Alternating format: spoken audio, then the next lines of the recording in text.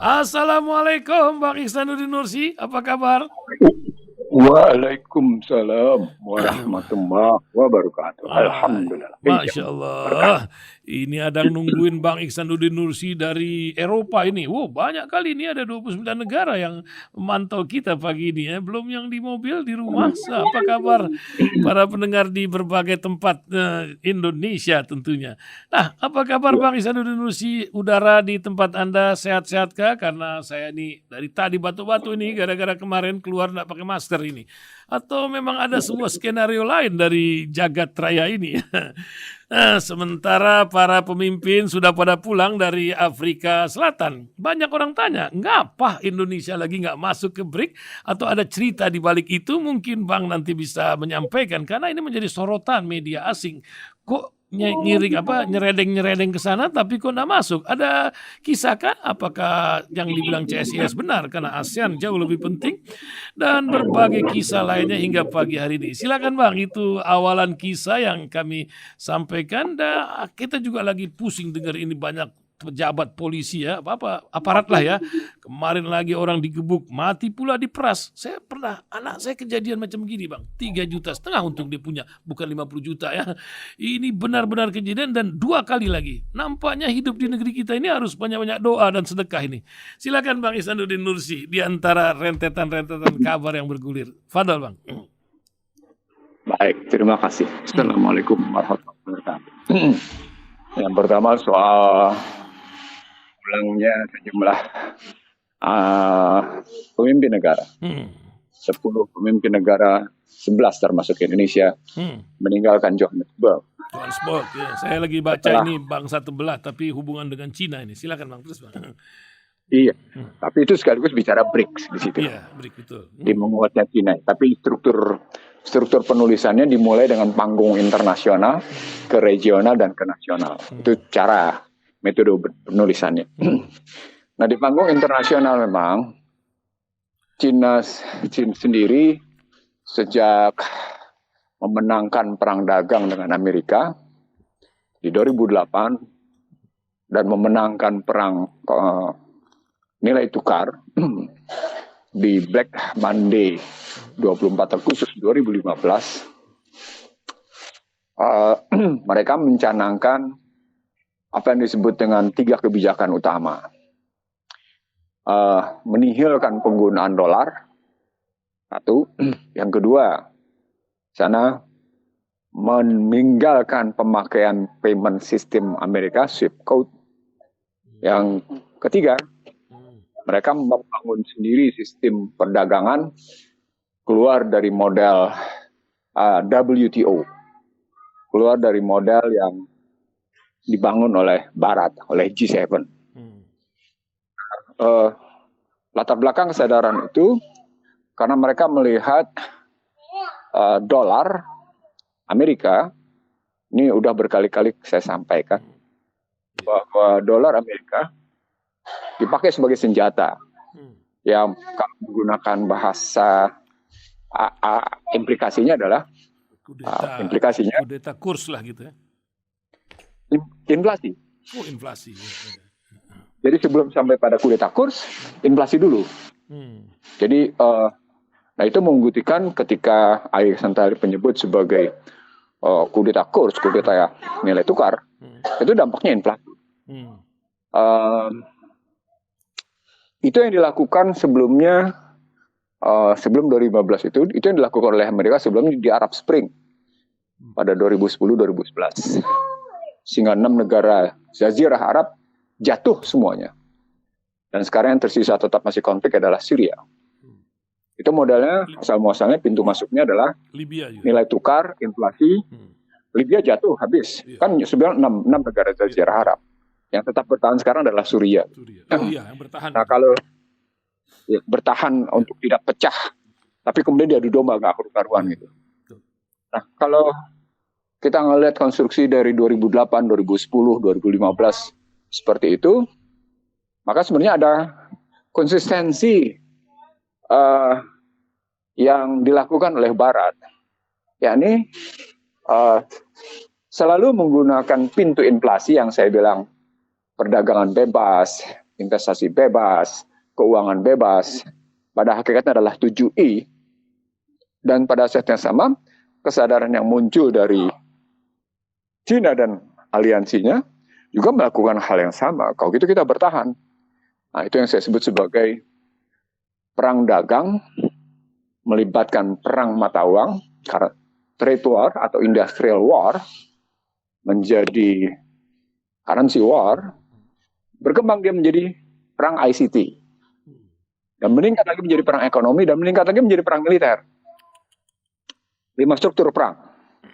Seperti itu. Dan itu kelihatan sekarang perang Ukraina sebagai perang militer, perang ICT di lingkup dari mulai sumber daya sampai dengan ke aplikasi. Perang ICT dari lingkup sumber daya misalnya, bagaimana semikonduktor dihambat diekspor ke Cina. Tapi bagaimana Cina kemudian juga menghambat soal gallium dan germanium, termasuk kemudian tanah jarang yang demikian kuat mempengaruhi posisi Amerika. Pada saat yang sama juga mereka bersaing untuk kabel laut dari Singapura sampai dengan Prancis. Dua-duanya bersaing. Dan drone adalah salah satu bukti kecanggihan perang ICT tadi. Nah, dalam dunia nyata yang dihadapkan oleh banyak masyarakat umum, perang itu masuk ke dalam dua hal. Masuk ke dalam persoalan keuangan, digital currency, dan Cina sudah pernah menerapkannya di Bali, lalu kemudian Bank Indonesia melarangnya, lalu kemudian Cina melanjutkan di negerinya sendiri, digital currency tadi. Sementara di panggung internasional, belum terjadi pertemuan atau kesepakatan di antara penguasa di Amerika terhadap Amazon, Elon Musk, Mark Zuckerberg, Bill Gates, satu lagi siapa lupa saya, ada 5. Nah, itu menentukan permainan digital currency. Karena kan kalau kita baca rilis-rilis yang dibuat oleh Department of Defense, sesungguhnya berbagai kebijakan strategis tentang ketahanan militer itu dipasok oleh swasta. Misalnya tentang nuklir saja, atau tentang tentang pesawat saja. Itu dipasok oleh Lockheed Martin misalnya. Kalau kita ngeliatnya begitu. Begitu juga dalam persoalan ICT, itu juga dipasok oleh kekuatan-kekuatan swasta. Dan memasoknya, kalau saya baca kontrak-kontrak pengadaan untuk ketahanan militer Amerika, itu bukan jangka pendek. Selalu pemasokan untuk kekuatan itu dengan riset dan sebagainya macamnya, itu bisa bergerak 15 sampai dengan 20 tahun. Bahkan ada yang sampai 40 tahun kontraknya. Artinya, long term kontrak yang diberikan oleh Department of Defense, dalam hal ini pemerintah Amerika, terhadap kekuatan swasta ngebangun ketahanan militernya, itu tidak, untuk hal-hal yang sangat strategis, itu tidak jangka pendek, jangka panjang. Di situ nanti ketemu tuh dengan kebijakan yang kemarin saya sampaikan tentang pentingnya pemahaman bagaimana Amerika mencanangkan ketahanan bangsanya. Nah, pada saat yang sama tentu negara-negara yang sudah menjadi musuh potensial Amerika sendiri sejak 2008 dan sekarang menjadi musuh real, itu terus mengembangkan. Jadi kalau pada 2004 ketika Jatokal Bush melawan Al Gore, sudah dituding oleh Yahudi sendiri bahwa Jatokal Bush telah membangkitkan perlawanan musuh-musuh potensial Amerika, dan itu disebutlah 8 negara, yang juga saya sebut dalam buku saya. Maka 8 negara itu sudah menjadi bukan musuh potensial, sejak 2015 sudah menjadi musuh real. Hingga sekarang. Itulah BRICS diantaranya. Memang kalau ngambil cerita musuh potensial di 2008 sampai dengan 2015, tidak ada yang namanya United Emirat Arab, nggak ada. Tidak ada yang namanya Arab Saudi, tidak ada yang namanya Ethiopia, nggak ada. Tapi kalau kita lihat sekarang bagaimana 6 negara terlibat gitu dalam BRICS, itu membuktikan bahwa negara-negara yang pernah beraliansi dengan Amerika, dalam hal ini Arab Saudi, dalam hal ini United Emirat Arab, gitu ya, itu menarik diri, mengurangi transaksi. Kenapa? Karena mereka merasa bahwa problematik dunia tetap pada energi. Itulah yang saya sebut sebagai di 2008 pemantik untuk perang dagang, pemantik untuk yang namanya perang uang, pemantik untuk perang ekonomi. Itu energi. Karena energi adalah bagian dari tulang punggung kehidupan manusia, seperti energi dalam tubuh kita. Tulang punggung kita tanpa energi nggak bisa bikin apa-apa gitu. Begitulah kehidupan perekonomian dunia gitu. Nah, mereka berusaha mengganti sesungguhnya dengan renewable energy, energi baru terbarukan. Tapi itu sesungguhnya peperangan antara Republik dengan Demokrat. Republik tetap bicaranya fosil, Demokrat bicaranya tentang baru terbarukan. Karena itu ketika Narendra berada di Gedung Putih, Menteri Energi India berada di luar dalam kunjungan ke Gedung Putih, justru Menteri Energinya menyatakan bahwa global climate change atau ramah lingkungan yang dimaksud oleh Barat sesungguhnya strategi Barat untuk menahan laju perlawanan gitu. Menahan laju perlawanan musuh-musuh Barat gitu. Nah, lalu ketika muncul pertanyaan, kenapa Indonesia tidak masuk ke dalam bagian dari BRICS? Itu banyak orang tanya. Ada beberapa orang yang kelihatan berbahagia dengan tidak masuknya Indonesia ke dalam BRICS. Kebahagiaan mereka tentu karena keberpihakan mereka kepada Barat. Atau kemungkinan besar, hal yang kedua, karena mereka sadar bahwa sesungguhnya dalam perspektif moneter dan fiskal, saya ulang, dalam perspektif moneter dan fiskal, kita sebenarnya sudah berkiblat ke Barat. Gitu. Kita ambil sekarang perspektif moneter misalnya. Bagaimana struktur utang kita? Struktur utang kita dominasinya dalam US dollar tinggi. Lebih tinggi dari mata uang yang lain gitu. Ketika ada kekuatan pasar uang atau pasar modal memainkan nilai tukar melalui tingginya utang bermata uang asing, dalam hal ini bermata uang dolar Amerika, ya akan mudah jatuh gitu. Nah, itu mereka bahagia sehingga kita tidak dipukul. Karena kalau kita sampai bergabung, terus ada kalangan tertentu yang tidak suka, kalangan tertentu dalam hal ini adalah mereka yang merasa Barat sudah termasuk ditekan oleh Indonesia, maka Indonesia begitu mudah jatuh nilai tukarnya, ambruk nggak karu-karuan. Nah itu mereka bahagia, sudahlah kita memang nggak punya daya tahan.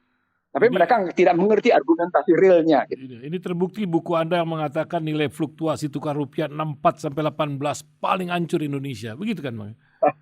Iya. Jadi, bahkan dalam presentasi saya di beberapa tempat, bisa dilihat bahwa kejatuhan nilai tukar itu bagian dari terdiktenya perekonomian Indonesia. Dan saya kira memang yang paling bertanggung jawab adalah mafia Berkeley. Karena mafia Berkeley selama 68 sampai dengan sekarang, terus-menerus berkuasa dalam perspektif perekonomian. Kalau ngambilnya perspektif moneter. Kenapa juga dalam perspektif fiskal? Karena setiap defisit anggaran, setiap keseimbangan primer negatif, Indonesia pergi mencari utang, dan mencari utangnya pasti ke negara-negara Barat. Pasti ke negara-negara aliansi Barat. Gitu. Apa indikator berikutnya? Indonesia begitu tunduk dan patuh pada ukuran-ukuran Bank Dunia. Indonesia begitu patuh pada ukuran-ukuran IMF yang dibangun. Ukuran kemiskinan tunduk pada ukuran Bank Dunia gitu loh. Ukuran omongan nilai tukar membuat rupiah tunduk pada IMF gitu misalnya. Itu udah ambilnya. Itu dampaknya pada fiskal luar biasa. Karena fiskal kita selalu mengidap penyakit keseimbangan primer negatif. Apa itu keseimbangan primer negatif? Pajak dan pendapatan lain-lain tidak cukup untuk membayar utang dan bunga. Sehingga perlu lagi diciptakan utang dan mereka membayar bunga, membayar utang gitu. Di situ defisit anggaran yang walaupun mengecil, kalau pakai kemarin pidato anggaran, nota keuangan kemarin, tapi pada hakikatnya Indonesia tetap tidak bisa keluar dari jerat utang itu. Yang kemudian menjadi bagian dari protes banyak orang Indonesia. Yang walaupun angkanya disimpang siurkan atau kemudian pemerintah diam, berapa sesungguhnya jumlah utang. Kalau angka saya kan angka 7.800 triliun. Berdasarkan statistik utang luar negeri yang diterbitkan oleh yang namanya BI dan Kementerian Keuangan. Saya nggak pakai angka 20 triliun yang saya sebut sebagai mana initial debt, mana potential debt. Tapi real debt seperti itu. Itu yang mereka yang suka Indonesia tidak ikut BRICS. Ada yang tidak suka. Ada yang tidak suka adalah itu berhadapan dengan 3 tesis yang dibangun oleh Soekarno. Tuh. Saya ngambil tesis Soekarno aja. Nawacita ya. Iya. supaya bisa kelihatan di sini apa yang disebut dengan politik luar negeri bebas aktif. Artinya ekonomi politiknya mesti ekonomi politik luar negeri bebas aktif. 3 alasan yang dibangun oleh Soekarno. Kita tidak bisa berpihak ke salah satu blok, kata Soekarno. Karena begitu kita berpihak ke salah satu blok, pasti blok lain akan memusuhi. Gitu.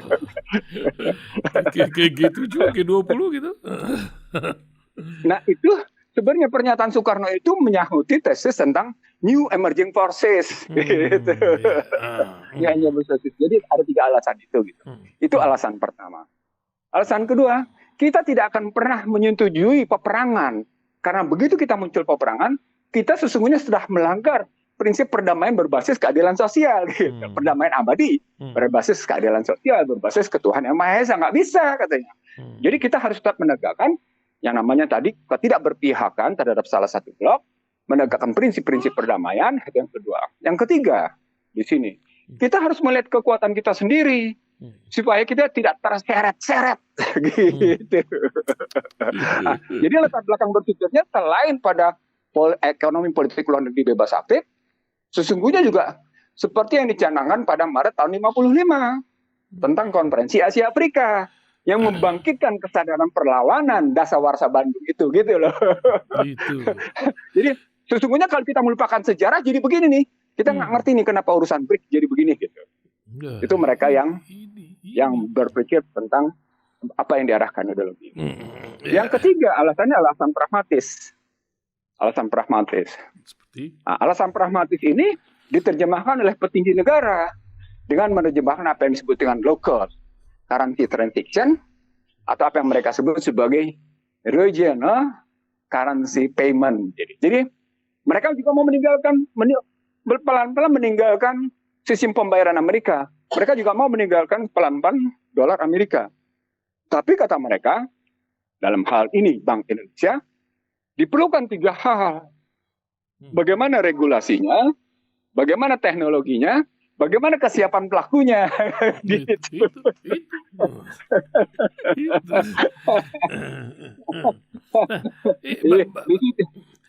Hubungannya sama hubungan kita yang sedang bermesra-mesraan dengan Cina ini sebenarnya apakah ini sebuah kenyataan atau memang ada cerita di balik cerita ini, Bang? Sejak yang namanya tahun 2004 ya, Cina sudah menyindir-nyindir Amerika, sudah menyindir-nyindir Indonesia, bahwa sejumlah pejabat Indonesia lebih berpihak ke Barat dan lebih menyukai hubungan dengan Barat ketimbang mencoba ngebangun eksistensi sebagai sebuah negara Asia yang sesungguhnya lebih dekat dengan kawasan Asia. Jadi artinya dalam prinsip geopolitik, dalam prinsip geostrategi, mestinya Indonesia tidak perlu melompat terlampau jauh ke benua Amerika dalam bahasa diplomasinya. Lihat saja lingkungan sekitarnya. Nah itu kemudian diaplikasikan ke dalam apa yang disebut dengan ASEAN Plus 3. Jadi kalau ada orang bilang, ya kita kan punya ASEAN yang kemudian memang menjadi pengurus. Salah. ASEAN itu sebagian besar merupakan bagian dari perpanjangan tangan Amerika. ASEAN itu didirikan dalam rangka menahan laju desakan Blok Timur di kawasan ASEAN. Didirikanlah ASEAN oleh Amerika. Itu latar belakangnya. Ini saya tulis dalam Masyarakat Ekonomi ASEAN 2015 dalam 2 jilid. Diterbitkan oleh UI Press, ya, yang gitu. Nah, kalau kita ngelihat situasinya seperti sekarang yang terjadi, nah, orang mestinya tahu bahwa dalam konstruksi menguatnya Cina di Indonesia seperti yang saya tulis dalam Bangsa Terbelah disebabkan, gitu ya, ada keinginan mengimbangi posisi tekanan Barat di Indonesia. Tapi ada cara yang salah dalam mengundang Cina masuk, gitu. Motifnya benar, niatnya benar.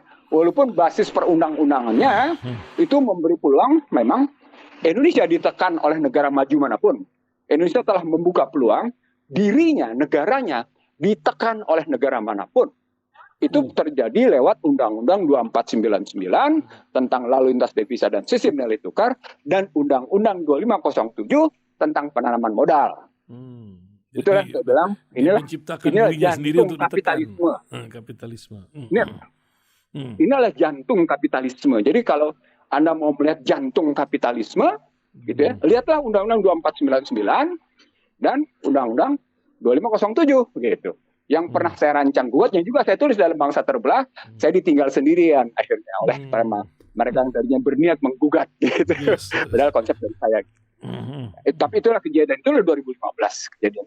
Nah, kalau kita balik lagi bagaimana Cina diam-diam, nah itu bisa dilihat Cina tidak melulu pada tekanan-tekanan seperti Barat. Cina berpikir bagaimana secara strategik perdagangan basisnya hanya tergantung pada distribusi. Baik perdagangan mandat pada distribusi tergantung sekali pada kekuatan keuangan. Nah, itulah yang disebut dengan Belt and Road Initiative. Yang disebut sebagai kerjasama pertumbuhan, sebagai yang menggunakan istilah Soekarno sebagai membangun kemakmuran bersama. Gitu. Nah, tentu bagi mereka yang tidak mengerti tentang triki Cina, itu akan menggiurkan cara-cara Cina. Padahal pengakuan Italia, nah ini menarik di sini. Bahkan pengakuan Afrika Itali, juga hanya orang mabok yang bisa mau katanya. Lucu-lucu lagi. Iya. Saya jangan kita tuding dulu Afrika, karena Afrika sebagai negara 4T, tertinggal, terluar, termiskin dan nggak karu-karuan lah posisinya gitu ya. Iya, jadi enak gitu kalau. Tapi kalau kita ngambil Italia sebagai bagian dari G7 gitu ya.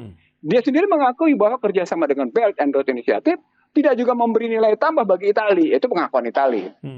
Saya kira pengakuan Italia juga bias. Karena dia adalah bagian dari G7.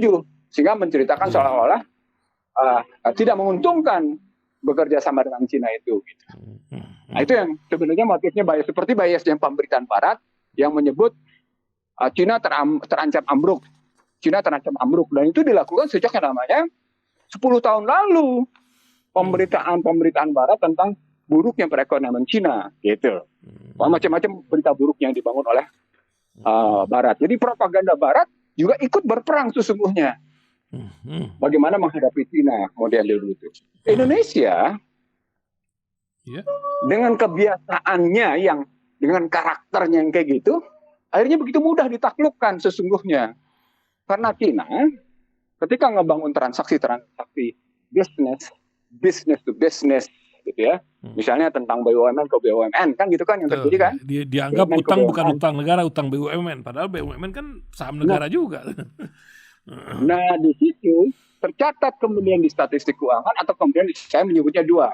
Bagaimana sebenarnya on balance sheet atas posisi debt itu. Jadi utang yang tercatat pada neraca keuangannya gitu ya. Atau kemudian utang yang tidak dicatat dalam neraca keuangannya off balance sheet, tapi tetap diakui sebagai utang. Nah itulah yang saya sebut sebagai sesungguhnya soal kereta api cepat. Kalau soal kereta cepat Jakarta-Bandung, yang sekian bulan lalu sudah saya sebut ini bukan Jakarta-Bandung, ini Trans Java.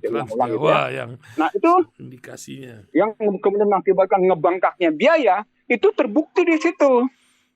Kelemahan perencanaan kedua belah pihak. Tapi kan nggak mungkin Cina punya kelemahan perencanaan.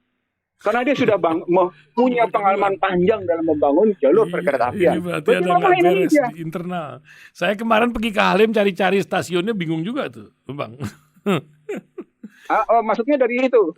Maksudnya dari Kalimalang. Dari Kalimalang kan masuk dari pemeriksaan dulu. Jadi gimana nanti nih? Waduh. Iya betul. Iya betul. Dari ujung Kalimalang itu tuh yang sebelah kiri itu masukin dari situ gitu. Nah kalau begitu ceritanya, maka problematik besarnya sesungguhnya saya setuju dengan beberapa pihak menunjuk pada kita penting melihat internal kita, mengoreksi diri kita sebelum menyalahkan pihak lain atau sebelum menunjuk memang pihak lain yang membuat kita kayak gini. Tapi saya melihat kedua-duanya. Tidak mungkin Indonesia kayak gini kalau pihak lain tidak melakukan tekanan. Tapi kenapa persoalan pokoknya di internal menerima tekanan-tekanan itu gitu? Iya. Itu ada apa di balik itu? Ya, ada. Kalau begitu sampai ditanya ada apa di balik itu, padahal itu sudah muncul yang namanya di Cina sendiri kehilangan sikap nasionalis dan patriotis gitu. Di Cina sendiri kan terkenal sekali. Lanjut dong. Ya. Jadi kalau saya ikuti perdebatan di pejabat tinggi gitu ya. Kebetulan saya hadir gitu ya, saya hadir dan saya lihat sesekali saya memberikan pendapat gitu. Saya lihat memang problematik kita problematik sikap nasionalisme dan patriotisme. Yang itu pernah saya sampaikan, perlunya ngebangun nasionalisme baru, sikap nasionalisme baru di mana kita terbuka dan tertutup. Itu yang saya sebut sebagai close open circuit ekonomi dalam perspektif nasionalis baru. Tapi patriotisme berbasis Pancasila tidak boleh ditinggalkan. Gitu.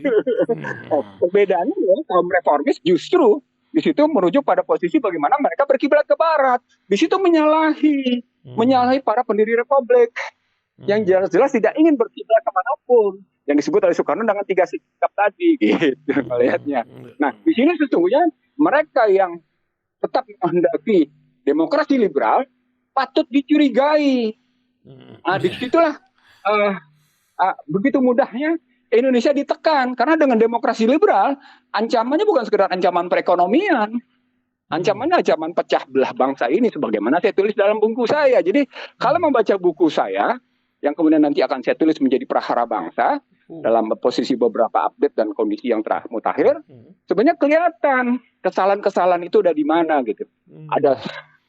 Ada 13 variabel tentang terbelahnya bangsa ini dalam perspektif ekonomi, dalam perspektif eksternal, dalam perspektif kekuatan konglomerasi. Kan saya menyebut dengan kondisi sekarang Indonesia hanya dikuasai oleh 29 orang. 9 orang di pimpinan partai politik gitu ya.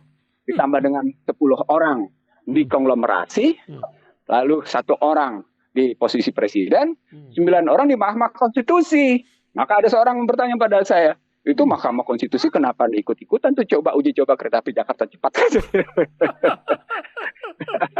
Kedua lagi. Saya bilang kita nggak perlu.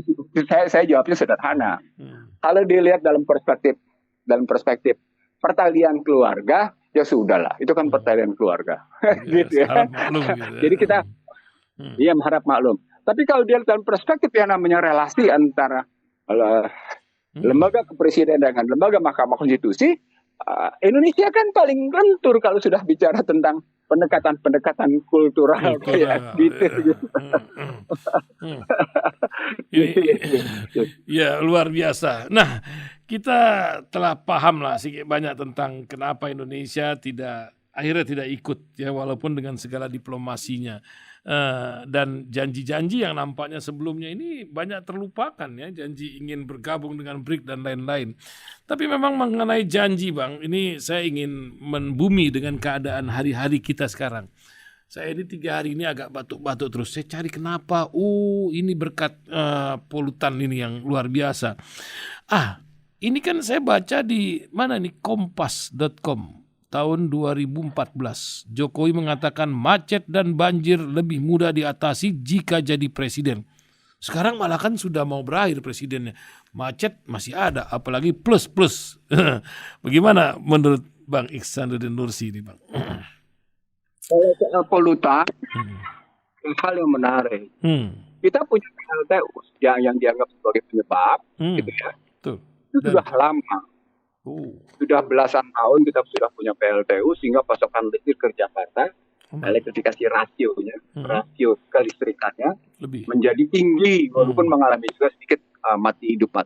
Tapi elektrifikasi paling tinggi di Jakarta, dia 99 sekian persen. Hampir 100%. Semua wilayah Jakarta sudah mendapatkan elektrifikasi. Itu electrification rate namanya. Tapi orang lupa bahwa terpenuhnya kebutuhan listrik di Jakarta itu minimal dipenuhi oleh 16 PLTU yang cerobongnya ke atas gitu. Dan itu terjadi bukan sekarang, itu terjadi sejak namanya power plant berbasis PLTU itu dibangkitkan di kawasan pinggiran Jakarta, di Muara Karang, di Muara Tawar, di Banten gitu. Itu kan banyak sekali gitu batu bara itu. Nah dari sana ketika disebut sebagai sumber polusi udara, jadi timbul pertanyaan. Loh, PLTU-nya sudah lama, ributnya baru sekarang. Ini ada apa rupanya? Itu ada apa di balik apa gitu. Lalu pertanyaan berikutnya, kenapa nyelesainya soal emisi dari knalpot? Karena ada mobil listrik gitu, motor listrik gitu kan. Oh, di Ada situ belibet hepeng tuh. gitu. Di situ belibet. Belibet. Orang Anda sakit perut karena kesalahan makan gitu ya. Ini dikasihnya obat pusing gitu. Nah, ini gitu. Orang pusing dikasihnya obat sakit perut, kan kacau itu pendekatannya kayak gitu ya.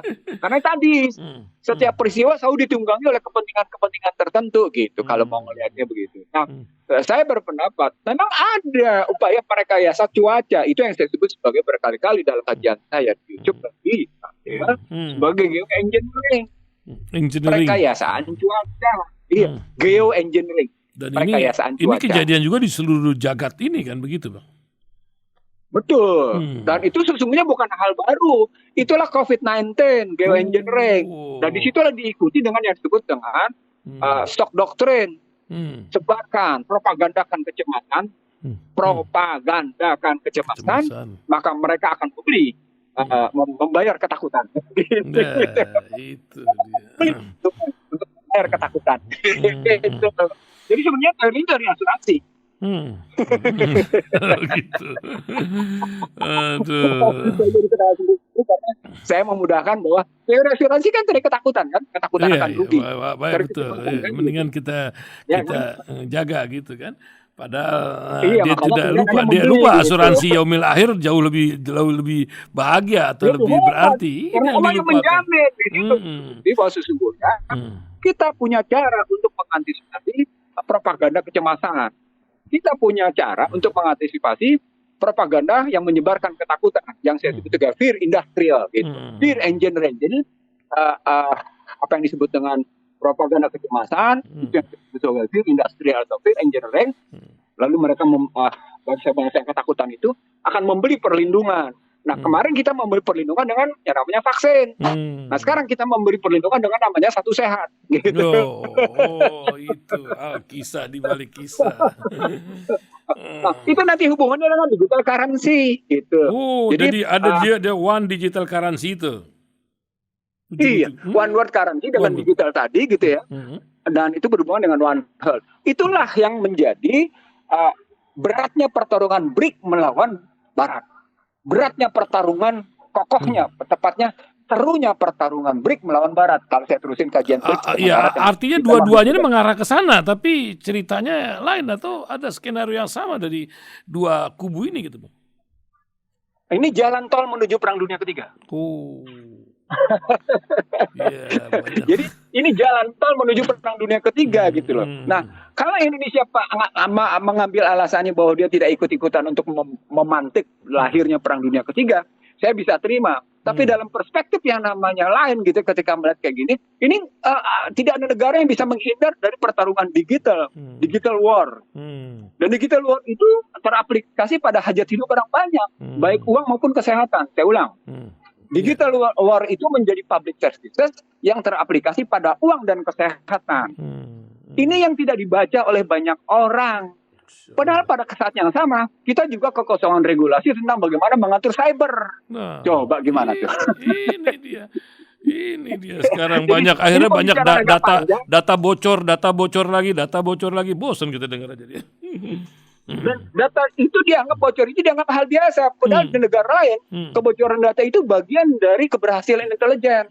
Pihak lain yang dianggap yang berhasil membocorkan data kita itu mereka berhasil secara intelijen. Sementara kita kalah dalam perang intelijen kalau data kita bocor, gitu loh. Jika data kita bocor, kita kalah secara intelijen. Gitu. Nah, itu yang saya sebut sebagai digital war. Itu yang saya sebut sebagai perang cyber war. Gitu. Saya menggunakan sebelum-sebelumnya istilahnya cyber war. Lalu sekarang orang sudah menyebut bagian sebagai digital war gitu. Nah, kan kembali lagi pada soal standarisasi digital. Nah, begitu masuk ke standarisasi digital, disitulah pentingnya BRICS. Dia ingin ngebangun sendiri standarisasi dengan infrastruktur, dengan hardware-nya, plus dengan sumber dayanya gitu. Ingat data digital, ingat KPU. Jadi kadang-kadang orang pada capek kampanye, semuanya kan digital nantinya. Wallahualam. Tapi apa Bang penutup kisah di pagi ini menjelang 40 menit lebih ini? Silakan Bang, masih banyak berita yang mesti dibaca. Bang Ihsan Indonesia. Iya, pendengar kita bilang, Bang Ihsan kok waktu durasinya. Saya bilang enggak tambah. Nggak Kebetulan terasa ini, saja nggak terasa. hal lain gitu. Enggak, Hmm. saya percaya radio ya Ihsan Talib dan semua ikhwan saya di radio tidak seperti itu. Gitu. Enggak. Nah, sekarang kita balik sebagai penutup. Hmm. Uh, kita sesungguhnya dalam posisi kegamangan. Saya ingin mengatakan kita dalam posisi kegamangan merancang negara ini sedang menuju kemana. Ada pihak seperti saya yang ingin tidak malu-malu mundur dulu selangkah untuk maju 2-3 langkah. Mundur selangkah itu berarti saya kembali ke Undang-Undang Dasar 45, lalu kemudian saya tambahkan lagi beberapa hal yang dianggap punya kelemahan. Misalnya begitu, kan ada tesis orang Arab juga begitu, jangan pernah malu mundur lagi ke titik nol, tapi harus maju 2-3 langkah kan gitu kan. Barat juga sama, jangan malu untuk mundur yang namanya selangkah, mundur ke titik nol, tapi untuk maju 2-3 langkah. Jadi artinya sesungguhnya jangan pernah malu untuk mengakui kesalahan atau kelemahan. Bahwa ada kesalahan yang kita lakukan dalam reformasi kemarin. Tapi yuk sama-sama kita benahi agar kita perjalanan ke depan kita benar. Nah, agar perjalanan kita benar, kita harus setia pada yang namanya komitmen kehidupan berbangsa bernegara dengan azas dan sistem yang benar. Azas kita Pancasila, sistem kita Undang-Undang Dasar 45 yang harus kita benahi, yang harus kita sempurnakan kekurangan-kekurangannya. Nah, itu yang mestinya menjadi bagian penting sehingga ketika kita ambil, kan saya bilang, dalam bangsa terbelah itu dampak dari misalnya istilah cebong, kampret gitu loh, adun apalah gitu.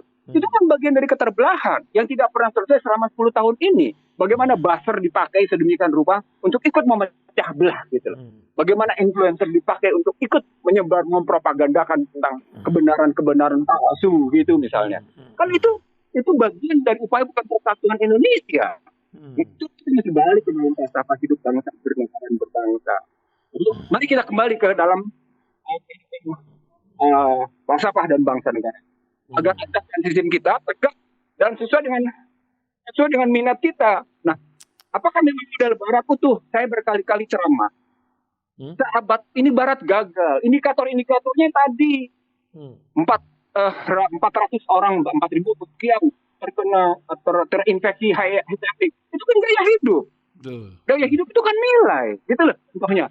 Padahal di Barat kalau saya kemudian presentasi di beberapa tempat dengan cerita HIV, dengan cerita LGBT, dengan cerita macam-macam yang melibatkan keluarga dan individu dalam konstruksi seperti itu luar biasa datanya.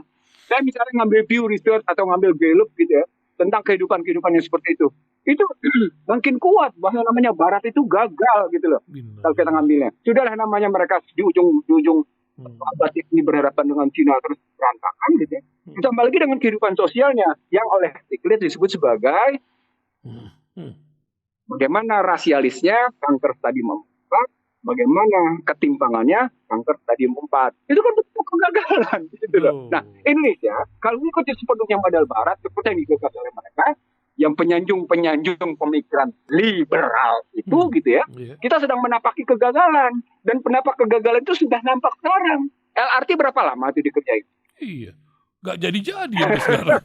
Baru hari ini. Itu pun mesti jalannya kayak kura-kura kata di tikungan tertentu.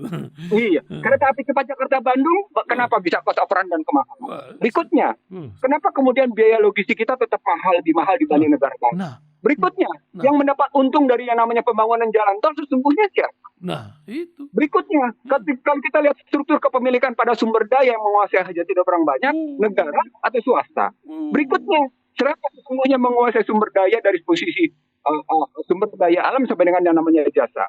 Kan bisa kita lihat itu di situ. Nah, sebagai penutup, jangan malu untuk kembali ke titik nol. Dalam bahasa sederhananya, yuk taubatan yuk. Itu kembali ke titik nol itu mengakui dan kemudian tidak mengulang. Demikian yang bisa saya sampaikan. Salah menjadi bentuk kekurangan dan kebodohan saya, benar karena kehendak Allah semata. Subhanakallahumma wa bihamdika asyhadu alla ilaha illa anta wa astaghfiruka wa atubu ilaik. Wa afan minkum. Assalamualaikum warahmatullahi wabarakatuh. Waalaikumsalam warahmatullahi wabarakatuh.